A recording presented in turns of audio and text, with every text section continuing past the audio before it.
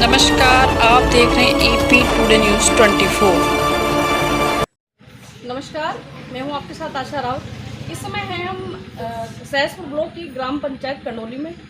जैसे कि हम सभी जानते हैं, इन दिनों उत्तराखंड जो प्राकृतिक आपदा है, जगह जगह प्रकृति की मार झेल रहा है। उसका क्या कुछ रीज़न है? हमारे साथ क्योंकि मेघ सिंह जी हैं, आपसे जानना चाहेंगे, क्योंकि आप भी काफ़ी समय से सामाजिक कार्य कर रहे हैं, क्षेत्र में कार्य कर रहे हैं और काफ़ी समय से देख रहे हैं कि जो समय का वो जो परिवर्तन है वो किस तरह से हो रहा है। और मतलब जगह जगह तबाही आई है, उसका क्या कुछ कारण है? क्या कहना चाहेंगे इस बारे में आप? कारण तो इसका जो प्रकृति की मार है, तो इसका प्रकृति इसका कारण है। जो प्रकृति की जो मार हुई है, तो इसमें क्या कुछ कारण क्या बता सकते हैं? क्योंकि प्रकृति क्या क्या कर दे, इसका तो आपको इतना पता ना हमें पता है। क्योंकि दिन पर दिन जो है, जैसे आबादी बढ़ रही, तो उसके हिसाब से जो है ज़रूरतें भी बढ़ रही हैं। तो विकास कार्य भी आवश्यक है, लेकिन विकास कार्य भी जो है अगर कुछ तरीके से हों कि ताकि हमें प्रकृति भी हम बचा सकें और विकास कार्य भी करें। हमें यातायात की सुविधा भी लोगों को देनी है, तो ये हर चीज़ को ध्यान में रखना आवश्यक है। तो मेरा मानना तो ये है, क्योंकि आपदा कुछ वर्षों से, खासकर उत्तराखंड के और जैसे हिमाचल है, इनके पहाड़ी क्षेत्रों में अधिकतर बढ़ी हुई है। मेन कारण यह है कि क्यों बढ़ी है, ये एक देखने का विषय है। क्योंकि हम भी 58 के लगभग मेरी आयु हो गई है और मैं भी कई वर्षों से समाज के कार्य में मतलब मेरी भागीदारी है, सक्रियता है। तो मैं भी देख रहा हूँ कि ये ज़्यादातर जो है 10-12 वर्षों से कुछ ज़्यादा जो है ये जैसे बादल का फटना, इस तरह की घटनाएं पहाड़ी क्षेत्रों में हो रही है। तो इसका एक मुख्य कारण हमें ये तलाशना होगा कि जो प्रकृति की मार तो हम सभी को बोल रहे हैं, लेकिन ये प्रकृति की मार क्यों हो रही है, क्यों इस तरह की घटनाएं घट रही है।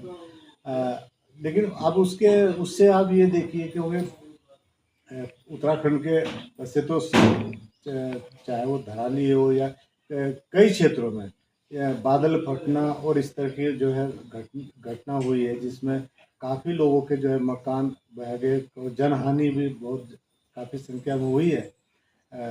सरकार भी अपनी तरफ से अब पूरी कोशिश कर रही है, क्योंकि ये तो आपदा ऐसी होती है कि आपदा के बाद ही इसमें काम होता है। क्योंकि आपदा हो गई है, उससे पहले किसी को क्या पता कि यहाँ आपदा हो जाएगी, है ना।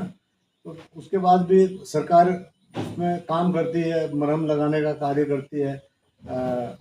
अभी हमारे क्षेत्रों में भी अभी जो 16 तारीख को देवी आपदा हुई है, जो पहाड़ों में जो है बादल फटे हैं, और बादल फटने से हमारे क्षेत्रों में भी अधिकतर मैं कहूँ कि हमारे जैसे ये प्रेमनगर का पुल टूट गया है।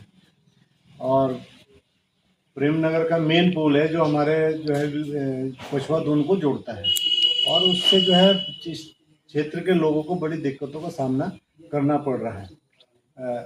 उसमें भी अभी वैकल्पिक व्यवस्था के तौर पे जो है उसके अगल बगल से कोई यातायात की सुविधा के लिए जो है पीडब्ल्यूडी और सरकार काम कर रही है, जो बहुत जल्दी वो काम हो जाएगा और यातायात जो है सुचारू रूप से चलना शुरू हो जाएगा। यहाँ ग्राम सभा पौंदा है, हमारे नज़दीकी है। वहाँ पे मंझौन एक जगह है जहाँ श्री देव भूमि है कॉलेज, वहाँ भी जो है पुल में जो है वो पेड़, नदी में पेड़ आया है, वो निमी नदी है, निमी नदी में पेड़ बह के आए, वो पुल में फंस गए। उसके वजह से वो वहाँ पे जो है जो कॉलेज है, कॉलेज को भी काफ़ी नुकसान हुआ है। और उसमें भी कल विधायक जी भी वहाँ आए हैं, दो बार विधायक जी पहले भी आए थे, और उसके बाद कल भी उनका वहाँ दौरा हुआ था। क्योंकि जो पीडब्ल्यूडी ने कुछ काम उसमें पुल में किया है, उसे देखने आए थे, और भी उसमें काम बाकी है जो उस पर काम चल रहा है।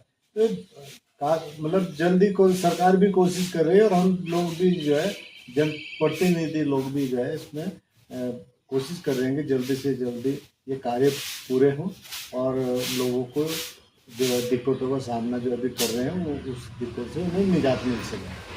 सर, सितंबर से पूरे भारत में जीएसटी की नई दरें जो लागू की गई हैं, उस विषय में क्या कहेंगे? उससे स्थानीय मतलब जो एक आम जनता है उसको क्या कुछ फायदा है, या फिर व्यापारियों को क्या कुछ फायदा है?